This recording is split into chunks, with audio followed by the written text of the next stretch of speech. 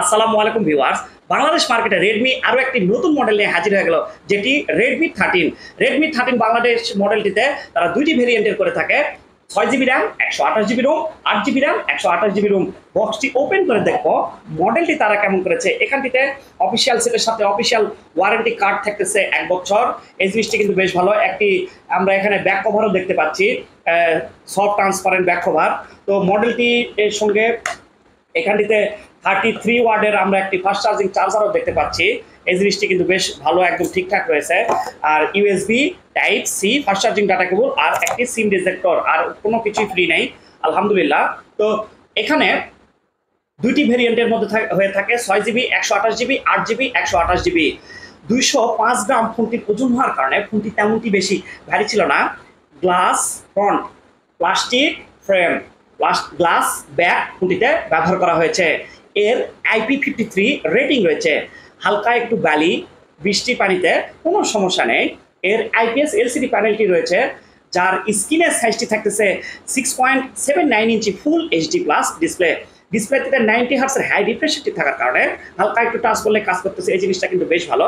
550 NEET speed brightness থাকার কারণে ইনডোরেও চলার মতো, সানলাইটে কিন্তু অতটা প্রবলেম হবে, কিন্তু মোটামুটি যা রয়েছে একদম ঠিকঠাক চলার মতো।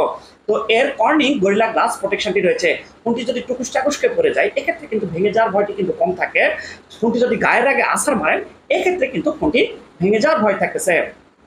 অ্যান্ড্রয়েডটি রান করেছে 14 operating system, hyper OS. Processor হিসেবে থাকতেছে মিডিয়াটেক হেলিও G91 আলট্রা, যেটি 12 ন্যানোমিটার চিপসেট। ফোনটিতে যদি মিডিয়াটেকের G99 প্রসেসর দিত তাহলে এখানটিতে কোনো কমতি থাকতো না। এই জিনিসটাতে কিন্তু তারা দিতে পারেনি। এই জিনিসটাতে একটু আমার কাছে একটু কমতি বলে মনে হচ্ছে। Octa-core 2.0 GHz, ম্যালি G52 MC2। ফোনটি মেইন শুটার, এখানে বড় একটি ক্যামেরা দুইটি দেখতে পাচ্ছি। এখানে 108 মেগাপিক্সেল ক্যামেরা, যেটি ওয়াইড ক্যামেরার সাথে 2 মেগাপিক্সেলের একটি ম্যাক্রো শুটার ক্যামেরা ব্যবহার করা হয়েছে। এই রিং এলইডি ফ্ল্যাশের আলোটিও বেশ ভালো, একদম ঠিকঠাক। এই যে দেখুন ফ্ল্যাশটির আলোটিও কিন্তু বেশ অ্যাকুরেট ছিল। তো এর ক্যামেরাটিও বেশ ভালো আমরা পেয়েছি। এই যে দেখুন 108 মেগাপিক্সেল ক্যামেরা সম্পর্কে আসলে বলাই লাগে না, ক্যামেরাটি বেশ ভালো, একদম ঠিকঠাক। এর রেজুলেশনটিও কিন্তু বেশ ভালো আমরা পেয়েছি। এই যে দেখুন, আমরা আপনাদেরকে একটু দেখাতে চাই। এই যে রেজুলেশনটিও বেশ ভালো, একদম ঠিকঠাক।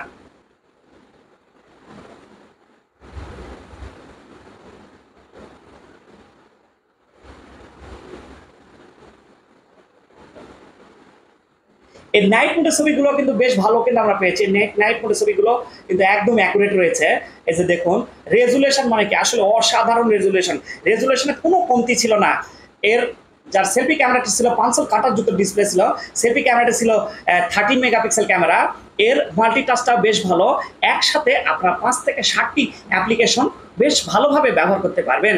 তো এর গেমিংয়ের বেলায় বলা চলে, এর লোয়ার সেটিংসে আপনারা পাবজি ভালোভাবে খেলতে পারবেন এবং ফ্রি ফায়ারে আলহামদুলিল্লাহ বেশ ভালোভাবে আপনারা গেমস খেলতে পারবেন। ফোনটি তেমনটি বেশি হিট জেনারেট হয় না, হিট হলে কুলও হতে পারে। এখানটিতে যার সাইড মাউন্টেড ফিঙ্গারপ্রিন্টটি ছিল বেশ ফাস্ট এবং অ্যাকুরেট। এই যে দেখুন ফোনটি লক অবস্থায় রয়েছে, আমি ফিঙ্গারপ্রিন্টটি দিয়ে দিচ্ছি। ফিঙ্গারপ্রিন্টটি বেশ ফাস্ট এবং অ্যাকুরেট, আমি আবারও দিচ্ছি। এই যে দেখুন ফোনটি লক অবস্থায় রয়েছে, একদম ঠিকঠাক রয়েছে। তো আলহামদুলিল্লাহ। তো এখানটিতে নন রিমুভাল 5030 mAh ব্যাটারি থাকার কারণে ব্যাটারি ব্যাকআপটিও আপনারা বেশ ভালো পাচ্ছেন। এখানটিতে আপনার 7 থেকে 7.5 ঘন্টা আপনার ব্যাটারি ব্যাকআপ পাবেন। মিডিয়াম ব্রাইটনেসে একদিন প্লাস পাচ্ছেন। ফোনটিতে সবই দিয়েছে। সেকেন্ডারি নয়েজ ক্যান্সেলেশন মাইকটি তারা দিতে পারেনি, কিন্তু আইআর ব্লাস্টারটি তারা দিয়েছে। ফোনটিতে গেমস খেলার জন্য জাইরোস্কোপ সেন্সরটি সবচেয়ে বেশি প্রয়োজন, যেটাইতে এখানটিতে আপনারা পেয়ে যাচ্ছেন।